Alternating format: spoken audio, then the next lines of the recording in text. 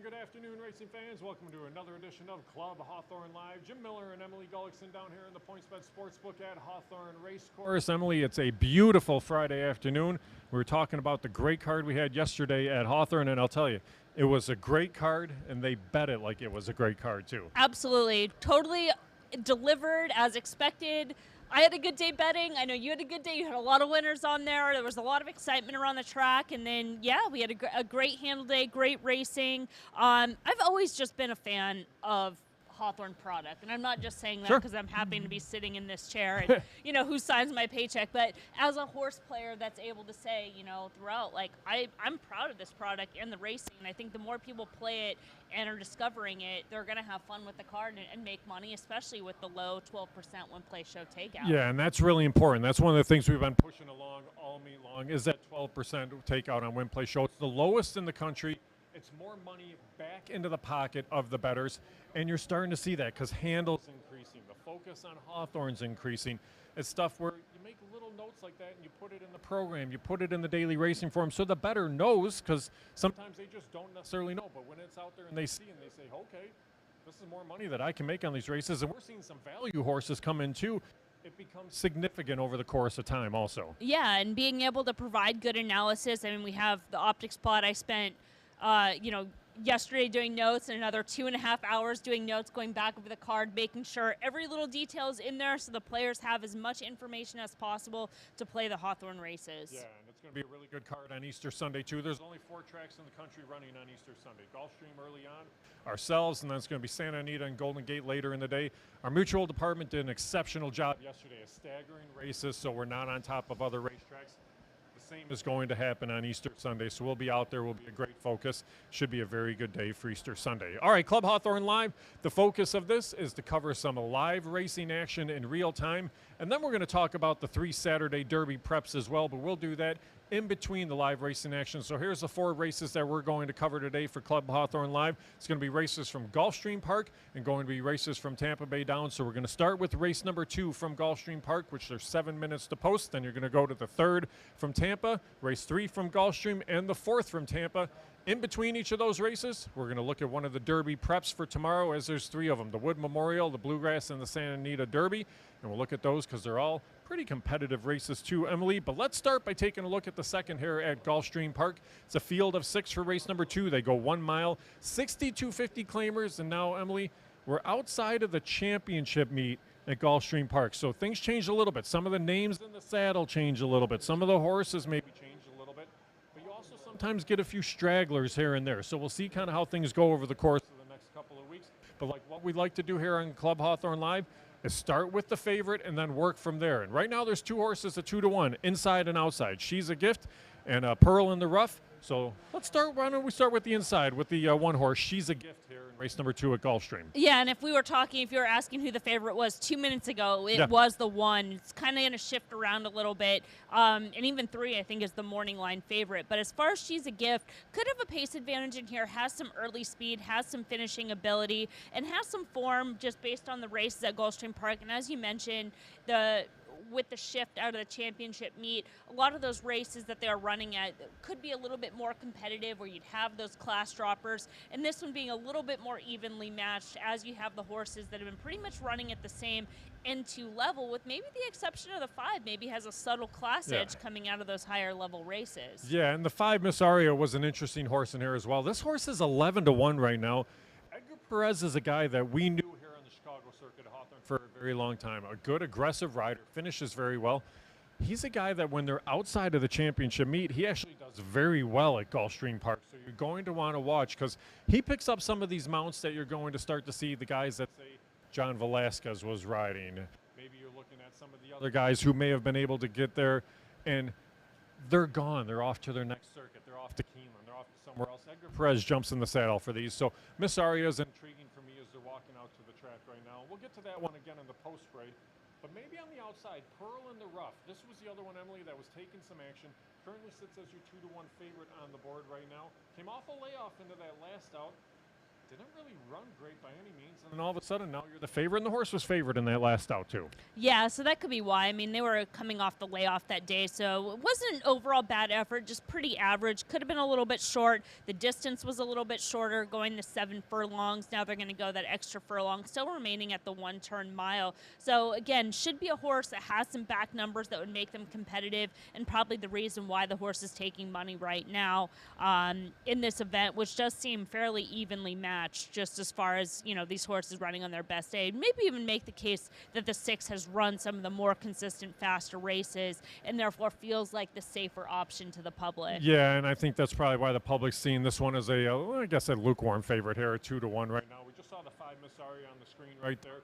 Horse actually looked pretty good in the post grade. Pearl in the Rough looked okay in the post grade as well. So for 62.50 claimers here, you do have some horses on the racetrack that do look okay. Kukuro, the 3 horse in here, is a horse coming in off a third place effort against $8,000 company in their last out. That was on the synthetic, that was going a little bit longer, going the mile in 70.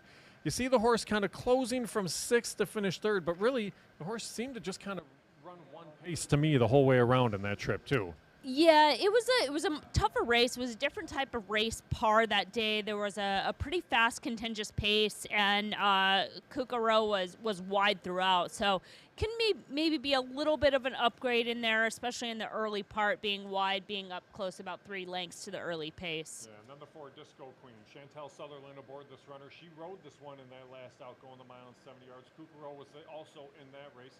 Disco Queen was a horse that was kind of pushing things along up front early on before giving way in the lane to finish 5th out of that field of 7.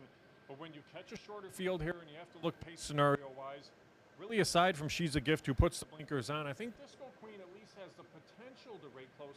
But you also have to make note when you're looking back at that last out, they didn't go fast by any means in that last start. They were kind of loafing along, 24 and change, 49 to the half, and this horse still wasn't able to run on late. We'll see what we get, but what do you see out of Disco Queen? Yeah, I mean, I think it's one of those horses, kind of what you see is what you get. I think they're hoping with that most recent start, getting some fitness, sitting up close to the pace at that 2-turn distance over the synthetic, getting back to the main track, going the 1 turn. The horse has some races at the 1 turn distance here at Gulfstream Park. You have to go all the way back to their early days when they were actually in the McPeak barn, so it might not even show up on the standard past performances to find those races that were run in the mid-70s. So the intention could be there with those subtle changes today. And then the horse that you mentioned before, you know, Miss Aria having some speed, especially coming out of those sprint races. So yeah. Not necessarily a horse that's super fast, but you could also make a case too. Still lightly raced as a 3-year-old. Maybe this is the day, just catching the right group. Yeah, we'll see. I mean, the Provocativa, the 2 is the other horse in here that we haven't mentioned before we get into our wagering strategies for the race. This one's also sitting at 11-1 on the board. The last couple races haven't been great. If you can get to that start 3 back, you might be able to make a case for this horse. And the horse was the even money favorite in that spot. So I'm actually a little bit surprised, I guess, to see the 11-1 just 3 starts later. Yeah, that might actually be the value of this. She might be the value of this race, to be honest, because those were much higher race par events back at Gulfstream Park in December, January. The first part of the year has been off the 51 days, so getting that freshening, and then has the back numbers, as you mentioned. So this timing could be right, and especially with the price, could just be the right price at the right time on a runner, a 4-year-old that has some upside, has the back numbers that would make this one a fit, and again, just could be that right intention. Yeah, and when you're looking here now, the horses are approaching the gate for race number 2, and again, you have that field of 6 to line up for the second. Your 2-1 favorite right now is the 6, that is Pearl in the Rough. All right, for me, Emily, if I'm looking at this race and I want to try to make a little bit of money, I don't think I can use Miss Aria. I don't think Miss Aria is just going to be fast enough. So I'm going to toss the 5 in here. Provocativa is intriguing to me. I think I'm going to use that one at 11-1. I'll put that one in the mix, and then after that, maybe work through the 4 or the 6. But if I'm going to try to make a little money, maybe I try to work through the 2 Provocativa and some of the gimmicks. What route would you look to here in the second? No, I think that's the right approach. I think a lot of times people have the idea they're going to key the chalk with maybe a price or something, but you key the price horse. And again, it's Provocativa coming back off that freshening, getting the class relief, having numbers that stack up on par. I mean, this horse could certainly win, and there's really no world beaters Right. in here. I mean, we talk about the 6 having the back numbers, kind of feeling the safer type option, and maybe that's the day for this horse. So it might be that type of strategy. But I think keying around the 2 is the right move. Yeah, that's what I would do. Probably put the 2 in first and second with a few other horses in the field, see if we can make some money.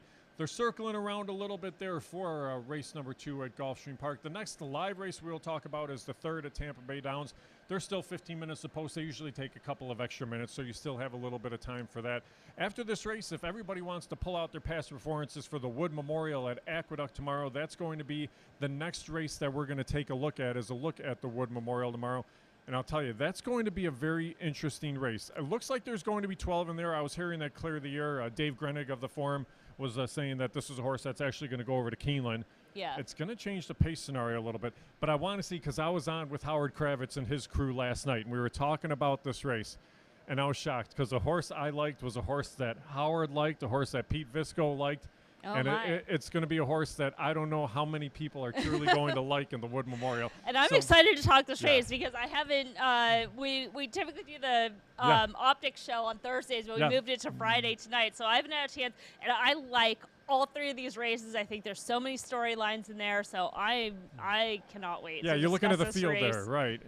And it's interesting, because we'll talk about Hit Show and Dreamlike when we get to the race for the Wood Memorial. I like Hit Show much more than I like Dreamlike, and neither of those horses are the horse that we're going to talk about when we get to the Wood Memorial for who I like.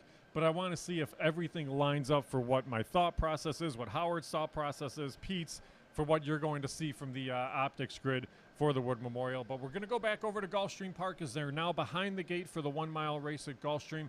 At Gulfstream, 1 mile is much like Arlington's old 1-mile races. It's a one-turn race. It's a very long run down the backside, and the horses kind of find that position into the turn before trying to make that move in the lane. So it's much different from some of these horses that have been going those 1.70 races where, much like Hawthorne here, the 1.70 is a short run into the first turn, and you have to work position out. But there's 3 more to load, and Emily, for us on Club Hawthorne Live, we give that input during the course of a race of what we see. So you're going to hear us. You're not going to hear the track announcer, but we're going to watch for the gate break, positioning, and the finish. And I'm going to hope that the 2 runs a bit of a decent race here. But last one to load in right now at Gulfstream. Yeah, and we should expect to see the 1 and the 2 out there early with the 5 as well. We'll see as they're off. 5 got off a little bit slow, but it looks like they're hustling the 2 and the 1 out in front, which is pretty typical. The 5 goes, getting a little bit of rush to get position out of the gate and pressed by those 2 horses. And yeah, now it's going to come down to what the opening quarter is more than anything else, because you're right, it was about position. You probably want to see 23 and change, 24 for the opening quarter if those horses are going to be around, and actually see what it comes up with. All right, 23 and 2, 23 and 3, so not too bad. Pretty I average. wasn't a huge fan of the move of the 5 getting off slowly and then rushing into contention. I'd rather, if you get away slowly, you just kind of find your way around, ease into the race there at that point and go from there. I don't mind the trip the 2's getting, though, right now. No, this is a good trip. The pace is pretty honest. It's the trip that you expect the horse to get, right? Sometimes that's all you can ask for. I mean, as far as the 5, I don't think they had much of an option after the slow start, and with the horse is just not quite good enough coming out of those sprint races and is now losing ground. But a great job on the 2 getting position, keeping the 1 honest, giving that horse a little bit of pressure, and now we're starting to see the 4 starting to try to take aim. 6 is under a drive, the horse that was the favorite, but it actually ended up being the 1 is the favorite. So we'll see just how much stamina comes into play. Looks like the 1 could be a tough customer. Right. Now you're hoping the 2 just holds on, and it doesn't look like it's going to lugging out a little bit late. Yeah, unable to change leads, got the late lead change. And then the 4 getting the trip was sitting that kind of that freight trip stalking. 6 trying to dig in. Same thing with the 1, just trying to hold that position. It'll come down to 4, 1, 6, 3. Chantel on the 4. Yeah, Chantel on Disco Queen, and that's a horse we talked about for that last out, where they kind of pushed things along going the 1.70. They were better off actually laying back here. She rode a very good race. This is something Chantel Sutherland's ridden some of the best horses, some of the biggest races in the world. She's a veteran rider. She knows what she's doing. Put the horse in a good spot. So instead of going up there into a 3-horse pace battle up front, she said, I'm going to sit. We'll let them duke it out, and then I'm going to try to pick them off through the lane. Got a good trip, good ride. Yeah, worked out very nicely. But the 4 Disco Queen's the winner. The 1 was second, that She's a Gift. And then it looks like on the outside, the 6 Pearl in the Rough ended up finishing 3rd there in race number 2 at Gulfstream. All right, let's go and take a look here at the Wood Memorial again at Aqueduct tomorrow. It goes as race number 11. Of the 3 Derby preps, this is actually going to be the last to go of the Derby preps. This is a bigger card for Aqueduct now with them having the 11 races for the tomorrow's card. This race goes at about 5:15 Central Time. It's a field of 13 for the Wood Memorial tomorrow, Emily. And when you take a look at the field, yeah, it's now going to be down to 12 because the 6 Clear the Air is going to be out of there. That horse cross-centered in the bluegrass, that's where they're going, right? Yeah. So looking at this field, I thought, and it's weird because you look on paper, you don't know if there's going to be much pace. I thought there was going to be a decent amount of pace in here. So I'm just going to go right off the bat to the horse that we were all talking about yesterday. That's the 9 Crouppy. All right, Crouppy's the horse that I had on top. Howard had on top. Pete Visco had picked second.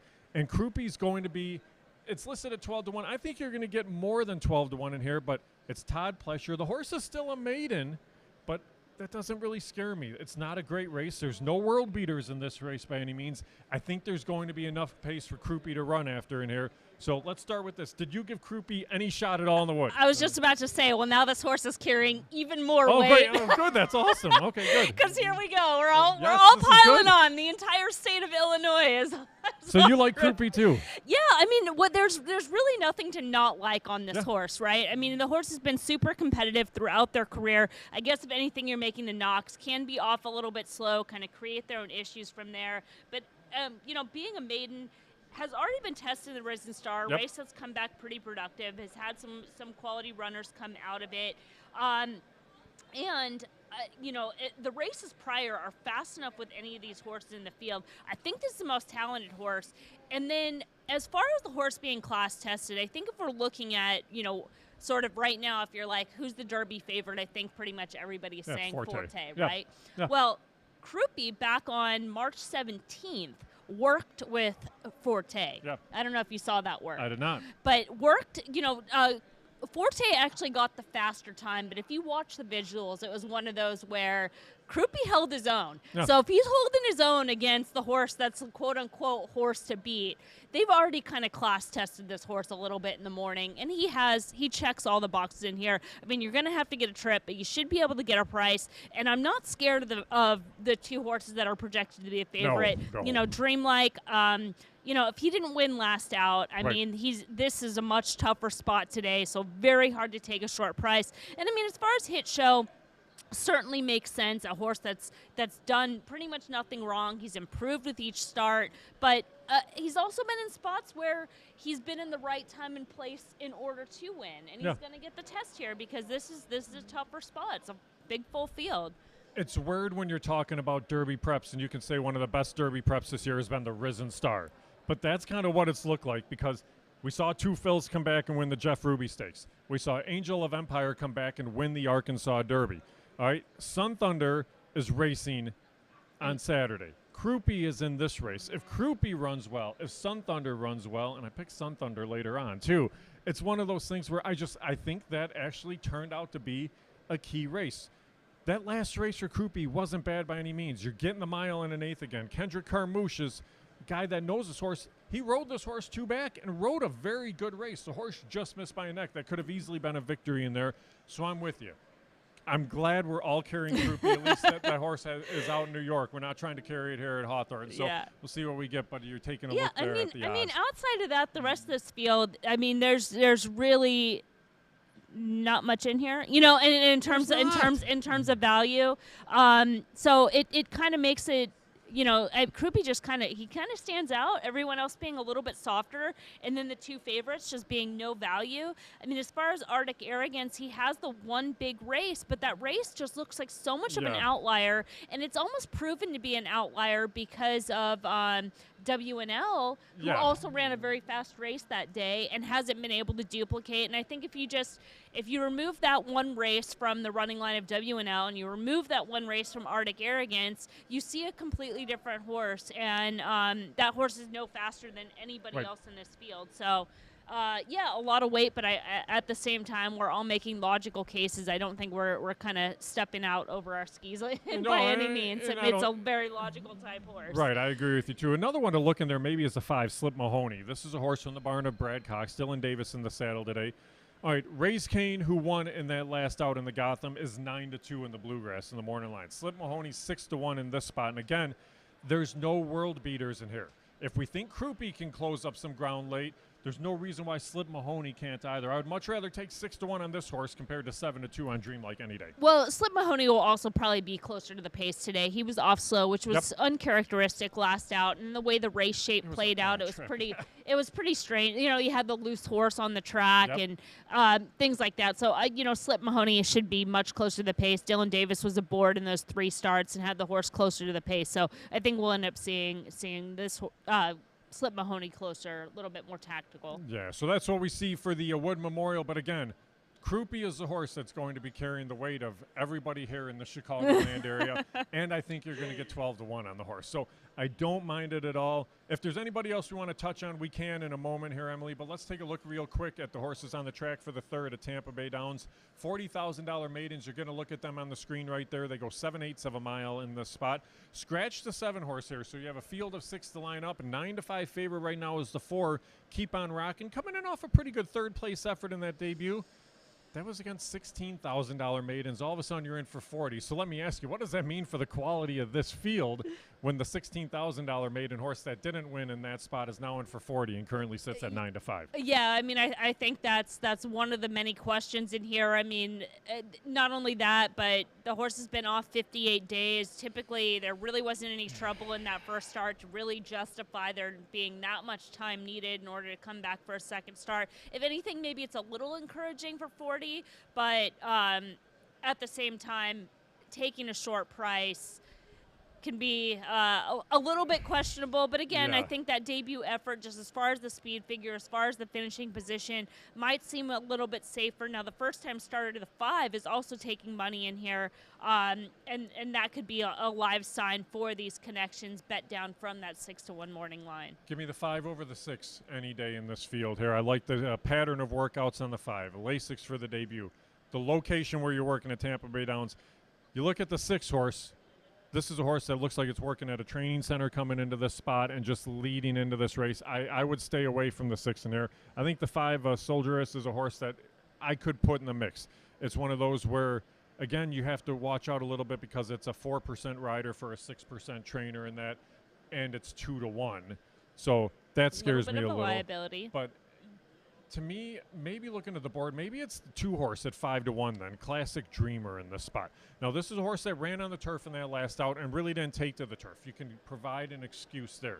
Was against the race flow that day. Yeah, big time. You're back to the main track. The race 2 back was against $40,000 company, was a third-place effort. To me, that's a much more respectable race than what you're seeing out of that favorite coming up from 16 to 40. Yeah, and the numbers stack right up there as well, as far as the numbers being quite similar to the 4, Keep on Rocking. Those are both wide trips in those 2 maiden 40,000. And then, last out on the turf, that race being just 2 weeks ago, it was against the race flow, breaking from the rail, so you can give a little bit of a pass. But almost the same thing on the 1, a horse that's getting a little bit overlooked. There's the 6 on the track right now with the warm-up being a little bit rank, a little bit excited. Otherwise, physically it doesn't look that bad. Mentally, we'll have to see. There's looks like it wants to run through the field and have a grand old time. Right.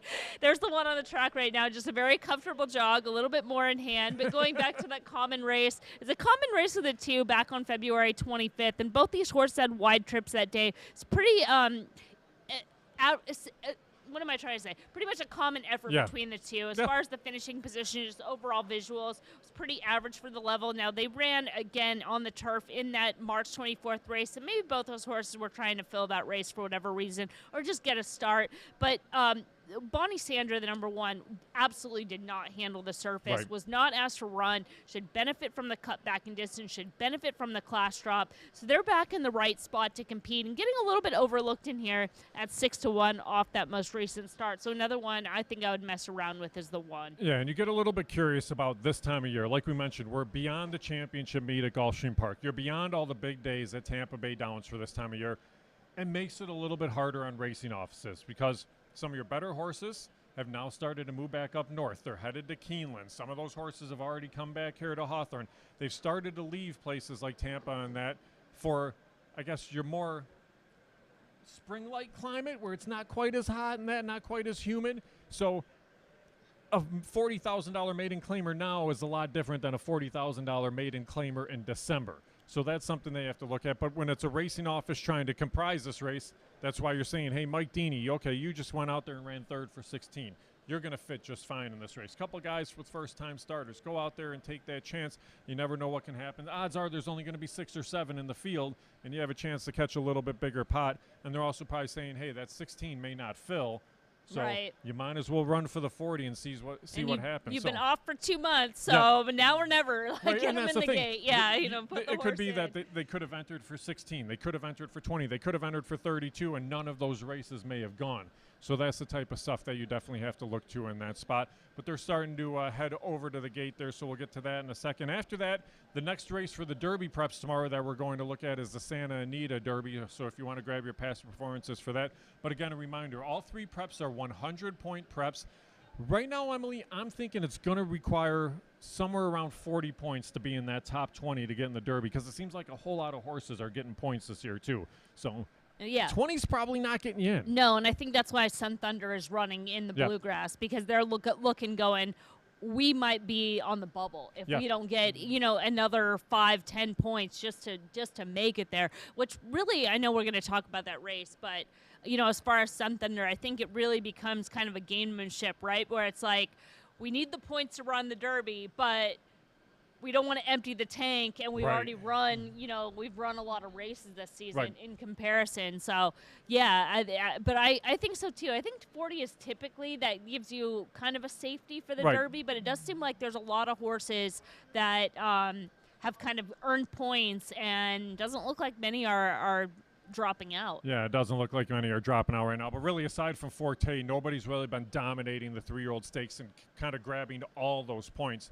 It brings so many horses into the mix, and it's going to make for a really intriguing race when we get to the first Saturday in May. But you see them walking to the gate here for race number 3 at Tampa Bay Downs. Again, for me, from a betting standpoint, I'm probably going to work everything around the 2. Classic Dreamer, I'm going to give this one an excuse for last out, but go back to the race 2 back at this level and say, okay, that was a respectable enough race where I think the horse would be okay. The added 1/8 of a mile shouldn't be much of a concern. Who would you work around here? Who would be the horse you'd work around? Well, I'm using the exact same angle, just taking the 1, because they're both coming out of a common race where they ran the same type of race. They're both wide, just a slight change in finishing positions and getting the compensation as far as odds at 7-1 today. I mean, this seems like the right spot for that horse and the right time, just as far as the price. And, if the 4 wins, I'll happily turn the page and move right along. But, that seems like the value in this field, those 2 inside runners. Yeah, which with a short field like this, it does kind of come down to value play. You really don't want the 8-5 and a horse stepping up from 16 for 40. So, and that has been off 2 months. And 2 months away. Okay, your horse is 8-1. My horse is 9-2. If they run 1-2, everything will be great here.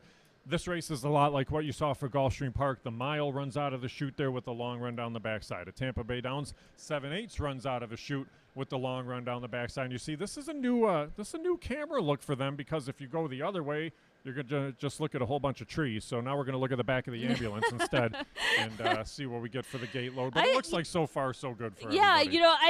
I kind of, as somebody that watches a lot of races and trips, I don't mind that, because I can actually see what's going on. I can see the horses. Sometimes it's tough when you have the gate. There's a lot going on. You're trying to go, who's acting up in there? Or even from the side when they shoot from the infield, it's hard to kind of see. You see some movement, and you're like, okay, it's either the 2, the 3, the 4. I see a yellow hat. Once they break out of there, the yellow hat was the one that was, acting up in the gate. You're like, okay, it was a 3. So, like here, I like the head-on shots so you can see how horses get away from the gate. I like when you get the combination of the head-on and the pan so you can see where they are positionally. But, again, we're going to see nothing but trees for the pan shot there. So it's one of the things. Our TV guys had to deal with this when they worked at Arlington Park for years, because, like, every single key point of the race was behind trees, and it made it really kind of hard for them to deal with anything. But at least here you get the head on, you get the pan as they break from the gate. It looks like everybody got away okay in there, and breaking on top is going to be the 3 Irish Victory, and that's a horse I don't think either of us really gave much consideration to, so we'll see how that one runs. Yeah, not surprised to see that one out in front. They showed a little bit of speed in that most recent start in their debut back on February 24th, that common race on the turf, where they were up close to a fast pace going 2 turns, so we'll just see. Should have plenty of fitness out of there, but I think that's probably the right strategy, is just saying, let's get this horse out in front, let's go to the lead, and let's see who's behind us if they can try to make up ground. Yeah, 22-2 for the opening quarter. I think might be too fast for this horse. It's a 3-horse battle right behind there with the horse that I had in there, the 2, and then the 4 and the 5. The 1 horse was up in there for a little bit. No good. And now kind of settled Yeah, back. It doesn't look good right now, but you never know. Yes, that is Right. true. They are kind of keeping the horse along. I think the 1 did break a little bit slow, so they might have had to use for position and then got a little tired because, the 1 goes again, trying to swing back around. We'll see. It definitely wasn't going to be the 3 in that spot there. Just too fast, and that horse is going to back out of it. The 2 horse is running up a little bit on the outside there, and running a good he's going to race. battle on because this horse that just took the lead is staggering with his leads going back and forth. So I'm hoping the 2 runs by here. 2 look like they're getting the right trip. The 5 was that first time start, and then I think we had the right idea on the 4. Better of the first timers, right? Yeah, and then the right idea on the 4 was just kind of a bad favorite in there. Nice, and good call there. You know what? It's good because the 1 did run on late, but that's a note you make for next time is they kind of rushed this horse up into contention a little bit, then took back, but at least the horse refired. So when you're making trip notes for a race like that, I got the trip that I wanted out of the 2, so I was happy with that. The 5, the first timer, you can say, okay, this horse may be okay. And then the 1, you can say, at least the horse has a little bit of grittiness. The horse is going to be willing to battle adversity a little bit because it wasn't a bad race by any means for that horse. No, I just say it's just okay. Yeah, it was okay. I mean, the real key in the race was being able to dissect the 4 as the favorite and being this is not a horse that you want to be taking at a short price. Nope. There's way too many knocks between the step up in class, the time off. Where's this horse been? All those factors and number wise didn't give the horse any edge over any of the other horses in this field, and those are the favorites that. That make races playable and cringy. Taking them on. Yeah, so we definitely identified a bad favorite there, or a favorite to try to beat, I guess is the better way to put it in that spot. All right, the next race we're going to look at will be Gulfstream race number 3, but before that, let's go over to Santa Anita Park tomorrow. The Santa Anita Derby goes as race number 6 on their card. It goes at 4:30 p.m. It's a field of 9 for the Santa Anita Derby, so actually not too bad size-wise. You have to start with the 5 Practical Move. This is a horse that's your 8-5 favorite. For those that like to play the Beyer speed figures, there's not a whole lot of horses that have gone out there with triple-digit Beyers on the year. Practical Move is one of those. This wasn't a horse that was even considered to be the best horse in any of those last 3 starts. There were others that everybody thought they were going to beat Practical Move, and they just weren't able to do it in the last 2. So what do you make of Practical Move for the Santa Anita Derby? He's a horse that's been able to benefit from some perfect trips, and has overcome some adversity at times, going back to the debut win where he was able to get kind of put up there. Could have some distance limitations. He's been able to benefit from that perfect trip in the Los Alamitos Futurity. That was a day where the heavy favorite, Arabian Lion, I want to say, just completely didn't fire, and that horse just hasn't done anything since. So I'm a little bit skeptical of that speed figure now. As far did run a good number in the San Felipe, but the horse looked absolutely amazing that day, so it's one you want to kind of keep an eye on because I think he really touted himself out on the paddock, and then got another favorable trip. Was able to save ground, was able to cut the corner, kind of got everything their own way. So we're going to have to see from this horse. I think he still has to prove it to me because he's coming off those perfect trips and could be a little bit flattered. He is a very good-looking racehorse, like you mentioned. He's big size-wise, just in stature. He's a horse that he's not going to get bumped around. He's going to do the bumping, just size-wise. That's kind of how things unfold for him in a race. But you're right. Dream trips the last couple of races, and I don't know if that's going to happen again. Look a couple slots in. Go Rocket Ride. This was a horse that I actually picked on top in this race. Only 2 lifetime races. The second to Practical Move wasn't bad in that last out. When Practical Move ran by, Go Rocket Ride really didn't back out. Just wasn't able to keep up. But maybe making its 3rd start and progressing a little bit, maybe you can put this horse in the mix.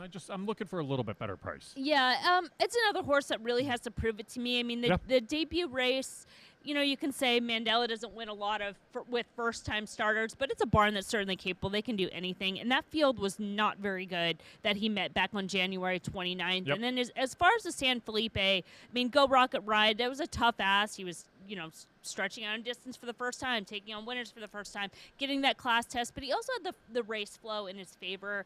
did improve his speed figures. To your point, he is a lightly raced type that could still present some upside. He's run well in his first 2 starts. He's just another horse to me that at a short price, I'm just not sold on him at that number. Still have to see a little bit more. I'm going to need more than 3 to 1. Yeah. And I don't know if you're going to get it, because I think he kind of feels maybe National Treasure, maybe those two kind of go back and forth for that kind of who's going to come in second. As far as National Treasure, he's another horse that really hasn't done anything wrong. I think I was on with Gino on his podcast, and he made the comparison to Medina Spirit, and I was like, I'm typically not one that I like doing the comparison, but I was like, I could totally see that, because he just doesn't, he doesn't really wow you, but he's always there, and he always just kind of shows up. So I thought that was a pretty fair comparison. And National Treasure was outworking Reincarnate, right, into the Rebel. And that was one of the reasons I was, sorry, not the Rebel, the Arkansas Derby. Yep. And that was one of the reasons I was kind of taken aback from Reincarnate. And I was like, I don't know about this horse at a short price either. And not much of an excuse for Reincarnate in that race. None. So, it was a dream trip. Yeah. So, National Treasure, if you liked Reincarnate, I think you'd maybe have to like National Treasure, because he was outworking him. But another one that maybe if he's the better price of those 3, you can kind of make a value case standpoint. But I'm going a little bit outside the box of those 3, just because I don't quite trust them at short prices. Where are you going? Well, I want to see if it's the one I was looking to. Well, I mean, there's not many other ways to go in here, but Skinner's a horse that's been progressive throughout his career, and this goes back even to his first 3 starts, which might not look like much on paper, but he was very green. He had trouble at the start on debut, made a wide closing run with a big gallop out. That was in that 5-furlong race back at Del Mar in July. Made 2 moves in that 3rd place finish in the Grade 1 Del Mar Derby. So they go right into a Grade 1, which is a pretty aggressive move. And then Espinoza did not give this horse any favors in the October 8th race, was wide, just the ride was off. That race was followed up by a layoff. He's come back faster. He's always had some ability. So he's one that just as far as getting in the mix belongs in that conversation. I mean, as far as Mandarin Hero, his races are tough to knock. Watching him train, they haven't been asking him for too much, just keeping up the fitness, but a very efficient mover. He's very kind of light on his feet. So I know, like, when I was back in my days of being a running coach, you kind of, one of the things that you look for is like how much time an athlete will spend like in the air, right, where their feet are kind of off the ground. And so this horse just makes very little contact. He's just very, very kind of goes along kind of efficiently, sort of a different style mover. So I think, and just based on how all the Japanese horses have been performing, they're just tough to knock. Now the wild card in here is number 1. I don't get it. And kind of a funny name, especially when I say it out loud, but a horse that's been progressive in every single one of his starts, moving forward number-wise, and could just cut his race. I mean, number-wise, he's as fast as many of these horses and as fast as Go Rocket Ride, and he's going to be a much bigger price. So he's one I'm going to leave in the mix with a 7-8, King 7-8-1, and just kind of hoping for a little bit of chaos. Yeah, and we'll see kind of how things unfold. Yeah, I'll stay away from Practical Move. I think National Treasure is your second choice. Go Rocket Ride goes a little bit bigger. I'm glad you mentioned Mandarin Hero. I went back and watched the replays of those races, and I liked how the horse ran, and Japanese racehorses have been dominant. You'll go back and look at the Dubai World Cup card. Japanese horses dominated that card from start to finish. They say this horse isn't racing on the top circuit in Japan, but Cap and I talked about it yesterday. The top circuit horses are mainly on the turf. So this is one of those, it's a secondary circus, but it's because it's a dirt horse. So it's one of those things where Mandarin Hero, I think, should be very tough there in the Santa Anita Derby and at a decent price. All right, we're just a few minutes away from post for Gulfstream, a race number 3 here. Emily, $16,000 claimers in this spot. Field of 7 or field of 6 to line up. Scratch the 1. That's Coop Tries Harder. The 6 horse is currently your favorite on the board. This is a horse that hasn't raced since the end of January. It wasn't a bad effort, but you were claimed for 20 out of that race. It was a 20 down to 16, and then you're back in for the 16 here. Again, I think this is a race where we try to beat the favorite in this spot. Yeah, they're giving up the recency. Not necessarily a horse that's run extremely well off a layoff as of late. We are talking about an older horse, a 7-year-old. This is also, too, just, something to think about. But Drexler is a Woodbine trainer, and that's pretty much where they're stable. Now, they do run down at Gulfstream Park during the winter because obviously there's no racing up at Woodbine. So this might have been one that they were kind of looking to maybe bring to Woodbine, and maybe they're realizing maybe not so much. Maybe we'd be happy getting rid of it for 16, and if not, then we'll go there. But I think that was kind of the intention. So there could be some reasons to look outside, especially at a short price, currently even money. Yeah, even money's too short for me on that horse. I would look elsewhere. I was going to start with the 3 Corduroy Road. This is a horse that sits at 5-2 on the board right now, and I think Corduroy Road is a horse that could be a favorite. Puts the blinkers on in here, and that last race wasn't bad by any means. So actually, I don't mind the 5-2 price. Any shorter, I may have to look elsewhere, but I think this is a horse that provides at least a decent possibility to win this race at that 5-2 price. Yeah, I mean, I kind of just have to wonder a little bit as far as if that was the race they were looking for that horse, because he was making a second start of the form cycle that day. He was coming off a slight trip back on January 27th where he's looking to improve next out. They did get that improvement, a horse that can break slow at times, so has to run on from off the pace, which is just something to consider. The 5.5 can be okay for horses running from off the pace, but those are just things that you have to factor in terms of price, who's currently your second choice at 2-1. Yeah, when you're looking up and down the board and you're looking at prices a little bit, I think you get a little bit of price potential out of the 4. That's Handsome Prince. This is a horse that also steps up a little bit, has been racing for the $10,000 price tag. Figures-wise, though, hasn't been too bad. A nice victory, 3 starts back. The last out I didn't think was bad by any means, and this was a horse that was a little bit wide out of a bigger field that day. Had trouble. Yeah, and it's a shorter field now. You're getting 16-1 on the board. I could see Handsome Prince at least running into the mix in this spot. Could certainly run in the mix. I mean, it's not a big field. They do have the recency on their side, have some races that certainly fit. I mean, class, this is a step up. They were a little bit more of a lateral move back on that February 12th race. So we'll have to show a move forward, but again, just has that recency on their side, and that could be a positive in this compact field. Yeah, reserve not attained right now. Currently went down to the 4-5 favoritism. I can't do it. Again, this is a horse that you've kind of seen through different surfaces and that. Yes, won at this level back on January the 8th and ended up getting DQ'd and placed 3rd in there.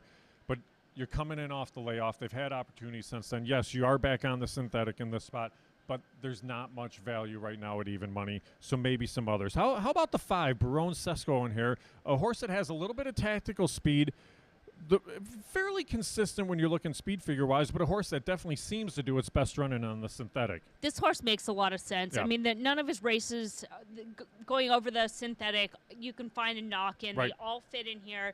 It was an extra wide trip in that most recent start back on February 10th. They were coming off a win that day, so they've been able to give this horse a freshening. This is the type of freshening that makes sense for this horse because he had run a long campaign. They're like, okay, let's come back a little bit after the championship meet, so seems like there's some intent. Ran well off the layoff number-wise back on August 26th, and this is even, kind of a similar spot in terms of race par. Seems well meant in this race. Rios has been aboard this horse in the past, has been in the money pretty much every single time he's been on this horse, including a couple wins. So I think that's probably the right horse in here, and not even favored. Yeah, that's where I would play everything around as well as the 5 at 5-2. I'd much rather take, say, a $7, $7.60 return more than anything else. They're loading in the gate for the 3rd at Gulfstream. For those of you following along for the Derby preps after this race, we're going to talk about the Bluegrass from Keeneland. Today is opening day at Keeneland, and they kick off with the big races just because of how the schedule is. But the Bluegrass coming up tomorrow, that's going to be a very interesting race, too. We've already talked about some horses that we know are going to be in there, so we'll see how things unfold. But, Emily, they're walking into the gate here for race number 3 at Gulfstream Park. You and I both look like we're going to see kind of what of a trip we get out of the 5. Yeah, everything would revolve around the 5 horse in here. This is the practice for Croupy tomorrow. Let's see how you do with all the weight. One of the things I have noticed at Hawthorne is when you and I are both on, like, the same horse, our ROI is, like, off the charts. Yes. Yeah. We often run one too, but when we're on like the same horse, it's dialed in. And often they're not even horses that are favored. Right, exactly. And it's a lot of times we can beat a heavy favorite, somebody a little bit active in the gate. See, this is where we want the head-on shot. So we want to see what's going on with who that was in the gate. I think it was the 6 reserve not attained because that was the one that just loaded before. But it looks like they're all in now for race number 3 at Gulfstream, and we will see how things unfold in this spot. is I'm going to look on top to the 5, and they just got out of the gate there, but it was the 4 Handsome Prince that made the top. The 5 steadied a little. I don't mind that because I think there's going to be enough there up front. Yeah, they're all kind of bunching up a little bit, so sometimes it works out in their favor when they're able to kind of get shuffled back. They're able to get shuffled back a little bit, getting some cover, now moving to the outside, stalking that first flight. And as we know, kind of following this track profile, you can win with the stalking trip. So nobody's out of it at this point. Maybe the 7 starting to lose ground could be a little bit tough. But the 3's taking pressure up front. The favorite is the 6, who's been pushing the 3 along. So a little bit of a change in tactic from that horse. The 6 already starting to be ridden along, where the 5 is making that move on the outside. On the 5. Yeah, absolutely. This is the absolute trip that you want on the 5. I mean, maybe a little bit wide coming off the turn lost some ground, getting that lead change. Close ground here. Yeah, we got to get to that right lead. Come on, 5. Change leads and close. If he there we changes go. leads, he wins. All right, now we got to dig in with the 6, but come on, momentum on the outside. It's going to be close. All right, so it's probably 6-5-3 there, but again, that was the right play. No regrets in the play. I mean, just lost a little bit of ground, a little bit of momentum with that lead change, but other than that, that was the right play. Short price, just bad racing luck. Happens. So Emily, I want to tell you a story. So I've been doing on-air stuff at Hawthorne now for nearly 30 years, okay? Ron Utchman and I used to do a show on the first floor of the grandstand in the old part of the building there, and we had kind of a table set up just like this. And there used to be people that would sit around in front of us and everything and just kind of watch the races and that. If a race was going at the time, because the simulcast signal was right behind us, guys would come up, they'd pound on the table, they'd scream and that, and you'd have to be talking through the Hawthorne races like it was nothing. But it was the cutest thing one time, because Ron and I are sitting up here. All of a sudden, this little guy, 3-4 years old, just a grandson to one of the bettors that's out there, comes up, starts poking Ronnie on the side. He comes up on the stage and comes up, and Ron picks him up and just sits him on his lap, gives him the pen, and the kid just starts drawing on his past performances while Ronnie's talking about the remainder of the show. So you have to realize pretty much anything can happen. Yeah. Now, we got real lucky there because people don't necessarily know exactly what we're talking about, but during the course of that running of the Gulfstream Park race, somebody wanted to make sure that they could get the quickest trip possible to the PointsBet Sportsbook bar and found a way to go between us and the camera, and they did so effortlessly without taking out any lines. Yes. But they were able to do so. But that's the kind of the stuff that you run into a little bit. You're going to find this over the course of time. Oh, You're going to see a little bit of everything. We had a couple at the NHC as well that would kind of go right in front, and you're like, okay, well, the best, they're running with their voucher, like, get me to the window. That's how you know it's live. We've got people walking in front. Anything can happen. We are not editing that out. What you learn is you just keep talking, you just keep moving forward, and you just keep going from there. But we were actually, it actually would have been quite entertaining if we were up at the time, but it was fortunate that we weren't, because this guy, seriously, direct line right between the camera and us there during the running of that race at Gulfstream Park. So the last of our live races will be the 4th at Tampa, but before then, the last of our Derby preps tomorrow is going to be the Bluegrass from Keeneland. It's race number 9. It goes 1 mile and an eighth. Claire of the Air, we mentioned, is going in this race tomorrow. They're 30-1 in the line there. I think they're actually probably going to be around 30-1 in that spot. You look up and down this field here, Emily. All right, Tappa Trice is a horse. I do the stuff with Howard Kravitz and that. Their crew loves Tappa Trice because they all bet Derby futures on the horse. So they're going to get a way better price than what you're going to be here. I like the race in the Tampa Bay Derby in that last out. I still think this is a little bit tougher spot for the horse in here, don't you? Yeah, absolutely. I'm not sold on this horse by any means. He could be a little bit on the slower side. I mean, we talk about Arctic Arrogance, how he has that one race that just kind of stands out, and then everything else is pretty average. And Tappa Trice kind of has that same look. I mean, if you take away that allowance race back on February 4th, his speed figures are pretty common. They don't give him much of an edge in here. And even just from a visual standpoint, the Tampa Bay Derby, I mean, he could have written this horse off during that race. Oh, he yeah. It by looked like far. He was winning. I had him written off all the way to the top of the lane. Right. And, I mean, he does have that stride. He's got a big stride length, and that helps, cover ground. And I just don't think that field was very good, so that certainly was on his side. But he's going to get a class test in here. I'm not one that I don't put as much weight in the post because I'm looking at factors like, is he fast enough? Is he classy enough? Is he in the right form? And that right there already gives me question marks, so I'm not even trying to outline a trip for a horse that has kind of shown that he can overcome adversity, but is he fast? Is he on the level of these other horses? I'm not totally sure, so I'm not taking a short price, and I'm certainly not going to talk about him as he's the horse to beat in this race. Right, so we talked about Slip Mahoney for the Wood. The 10-horse Raise Cane currently sits at 9-2 in the morning line in here. All right, Raise Cane ran a very good race in that last out. But again, we talked about there was a loose horse in that race. It kind of even ensured things went a little bit more quickly, but it also caused a little bit more chaos at the top of the lane.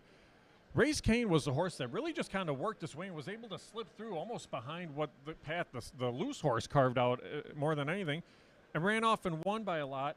The horse was 23-1 in that spot. So the question is, was that race a fluke, or is this a decent racehorse, and can they repeat that? And you're not going to get 23-1 in here. Well, luckily, I don't feel like I'm redboarding because I did talk about this race on the optics stream, and people want to find it, but I gave him a huge look that day because he did have some buried form. He had numbers. He had the back class in order to make him a fit in the Gotham. Now, he's going to have to step up as well because he hasn't run very fast, and that was kind of the time, in my opinion, to take that horse. And the other horse that we ended up liking there was the 2, which was the loose horse, who ran very good, an unofficial second, didn't have the rider. But that was kind of the spot. Now, he's going to find a test in here. He's not going to be the same price that he was in the most recent start. He's listed at 92 on the morning line. So there's really not much value on there for a horse that is going to have to step up. And really, I mean, this stablemate, the 6, even though he's unproven on the main track, they're running here because I think they want to run him on the dirt. He was cross-under to run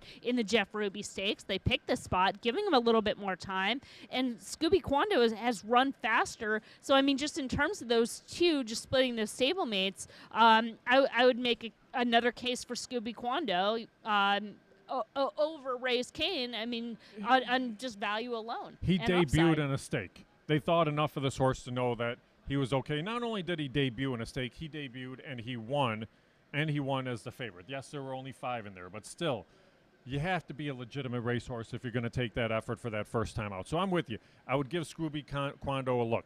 All right, we mentioned Sun Thunder earlier, so we can talk about that one. 10-1 in the morning line here. Again, it's another one of those horses that came out of the Risen Star. I thought ran okay in the Louisiana Derby. It's kind of hard. Kingsbarn's kind of had everything his own way on the front end. So pace scenario-wise, it's going to be a little bit different. And this is a horse that clearly needs pace to chase. But like you mentioned, we're talking 40 points gets you into the Kentucky Derby probably. This horse has to finish in the top 4. I think they at least have enough points to try to get into the race, don't you think? I think that's what they were trying to do last out in the Louisiana Derby, trying to keep Sun Thunder a little bit closer to the pace, which they were successful doing, but it was just too soft of a pace. And I think they were trying to earn points there and just came up short in that 5th place spot. Sun Thunder can certainly compete, but again, now it's just going to come into like, how much are we going to use this horse in order to get points, knowing that he's run a lot of races in a short period of time? This is a 2-week turnaround. Well, I don't think that, this race was on the schedule for them, and now it's like, we got to run because we might not even get into the Derby, so now that changes everything. Right, and we've talked time and again when we did the pool party, we talk about the show and that trainer intent and owner intent here. If these are owners that are dead set that we want to be in the Derby and this might be our shot, that's where you get here. So this might be the race that's the important race just so they can go over and compete in the Derby. Exactly. If this horse made the Derby field, I wouldn't use it anywhere anyway. It's not saying I wouldn't use it here because I think there is intent here. They want to use this race to get into the Derby, so they're going to be all out to win here or at least finish as high as they can. Yeah, it's tricky. I mean, if we're talking futures, he's the horse I have my future on, so I'm hoping he's in the gate, but I also know buyer beware as far as, doing any futures. And it's normally not one I mess around with, but after his debut, I thought had a good shot at the right price.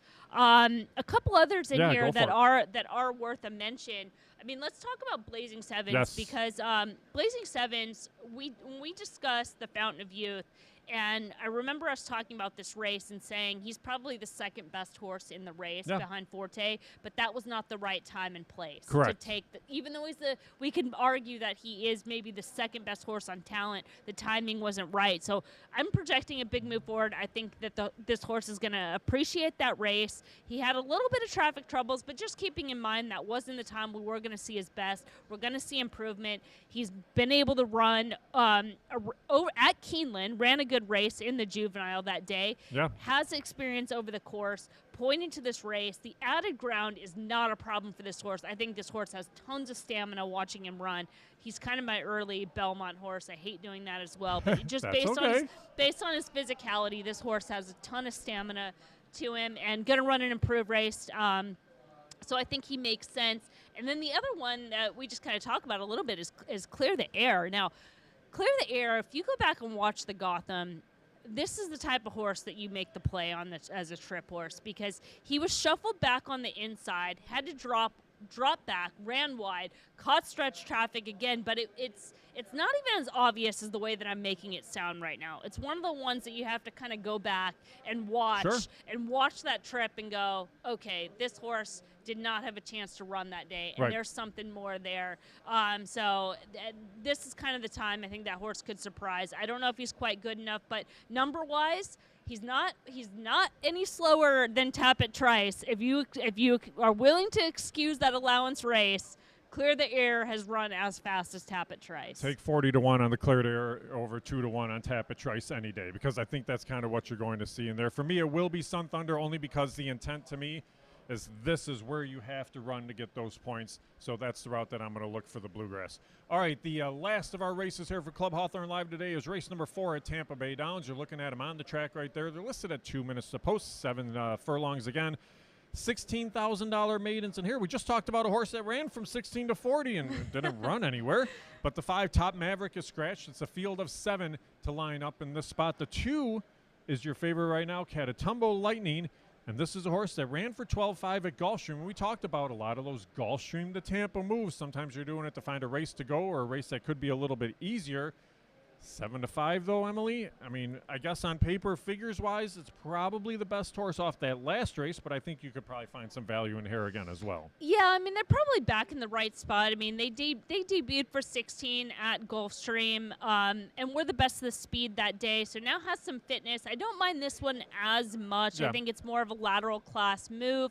Value-wise, maybe not the best, but it does seem kind of more, as far as assessing the favorite, at least you can make the case that this is probably the horse to beat off those races, has a fitness on their side, has some tactical speed, has the stamina at the 7 furlongs. So at least from that standpoint, I can say that this one makes sense as being the favorite. I agree with you, especially because when you look at the second choice here, the 7 at 7-2, Tamiga, this horse has been all over the place. Synthetic, turf, route, sprint, now a layoff. But then, of course, you get Antonio Gallardo in the saddle, so everybody's going to put their money on Gallardo and follow him a little bit. There's just a whole lot of question marks, and it's like they're trying everything for a horse. I don't know if I would really like this horse in this spot at all. Yeah, no, pretty tough for those reasons that you mentioned, and also in terms of running style. A horse that doesn't really have a lot of natural speed, especially if we're looking at this being a one-turn race. So having to come from off the pace, going to need not only a top effort, but going to have to be fit off the layoff and get a trip. There's a lot of hurdles for a horse that, as you mentioned, is not offering that much value as the second choice. Yeah, just see the outside of that horse, the 8 horse in here. The speed figures really weren't great for anything until that last start out. Then all of a sudden the horse ran a pretty good race, made a little bit of a middle move in there. I would say ran on okay to finish 3rd. Maybe the addition of Lasix has helped this horse improve a little bit more. I don't know if they're necessarily up to the standards of the 2, but if I'm looking underneath, I'd much rather take the 9-1 on this horse over the 7-2 on Tamiga on here. Yeah, this is a second start of the form cycle, second start for the barn. Royal was aboard last out. They'll find that change in post position, getting outside of horses. Seems like a horse that at least is, they got a good effort at the level, and they come back under similar conditions, so you can kind of make the point in terms of intent that they have the horse at least in the right spot where they've been competitive in the past, and now it's just a matter of, is this going to be the best horse on the day? Yeah, the other one... Getting price compensation, 9-1. Yeah, you get 9-1 on that horse. The other one I want to touch on quick was a 3. That's Pidden. 9-2 on the board on this one.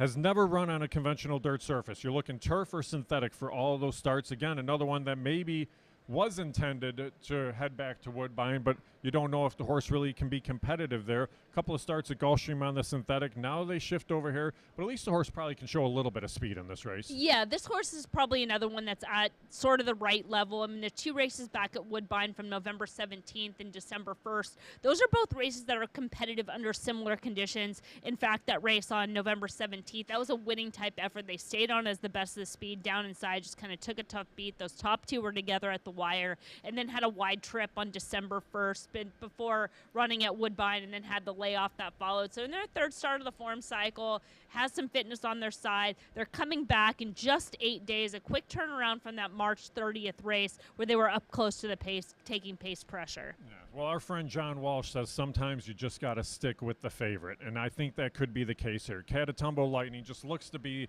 the best horse on paper, looks to be the horse that's placed right, the right amount of spacing in between races, and that you're getting 3-2 on the board. No, it's not a great price, but guess what? Favorites win.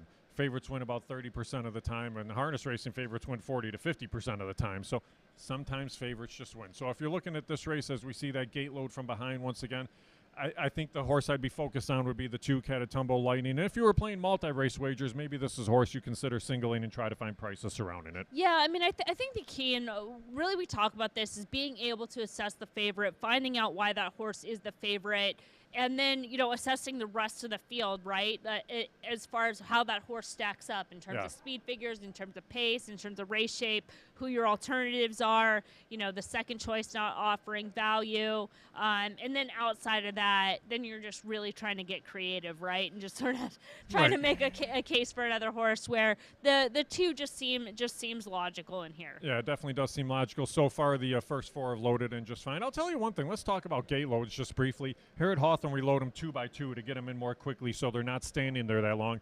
They load them 1 at a time here, so the inside horses, to me, I think they're at a disadvantage the larger the field gets because it's the longer amount of time they're standing in the gate. Is that something that you watch, have a preference for, or something that you kind of look at a little bit? It's so hard to tell, and I mean, just not enough data to really create enough of a data point to say, standing in their front. One thing I will note is when there is a longer delay, if there's like a horse has to return to the paddock and they're cycling around, or they're all loaded and then one gets loose and then they have to wait, things like that. Those delays, I'll make note of that. But as far as this, it's so hard to tell. Right. I don't know what difference 20, 30 seconds would make in the long run, and how often you'd be able to see that in order to see some type of correlation. Yeah, they're off here in the 4th at Tampa Bay Downs. I mean, the 3 was a horse that made the top pit in, which was a horse that we figured would be a factor there.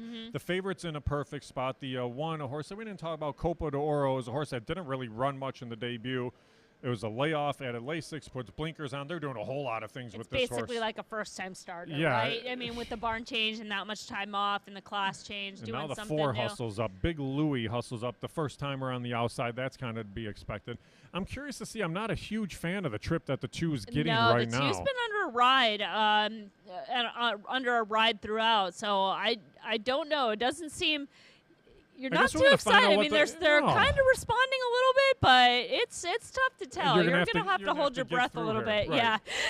I mean, the 4 is cruising along on the front end. The 2 has had to be encouraged basically every single step of the way, and then he just steadied there. Yeah, not great for the 2. Not a good effort. I mean, as far as the 4, it could be pretty strong. Found the right spot for this first-time starter because the 4 missed the break completely, then made that middle move, and then just still has enough stamina. This 2 horses all over the place. Hey, look at him now. He's trying to get out. Now he's trying to run on. Yeah, I mean, just not a great trip. Maybe a horse that prefers to be outside in between horses. But we'll see as the 7's going to try to cut into the gap. But 4 seemed pretty well meant for that first start. Maybe one that's going to regress next out off that type of effort. Louis, a trainer that was 0 for 15 with first-time starters. So again, this is the right field because this whole field is 0 for something. Yeah, so, right. Somebody Somebody had to break the offer. Yep, so that's kind of how things unfolded for us on this edition of A Club Hawthorne Live today. Again, Emily, 3 a very good Derby preps taking place tomorrow. The Wood Memorial, the Bluegrass, the Santa Anita Derby. They're going to be